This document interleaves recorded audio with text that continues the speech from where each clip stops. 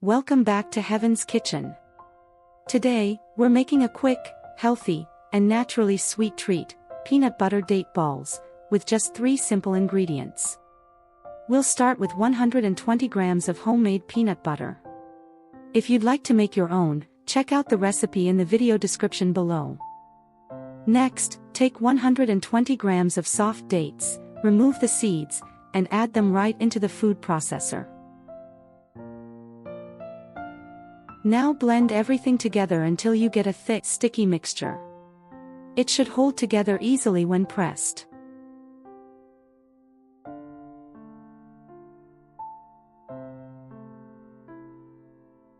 Shape the mixture into bite-sized balls using your hands. Roll them in desiccated coconut or crushed peanuts for that extra texture and flavor. And just like that, you've got a delicious snack that's gluten-free and full of natural energy. If you enjoyed this quick recipe, don't forget to like, subscribe, and hit the bell icon for more wholesome treats from Heaven's Kitchen. See you in the next video, and until then, stay healthy and happy.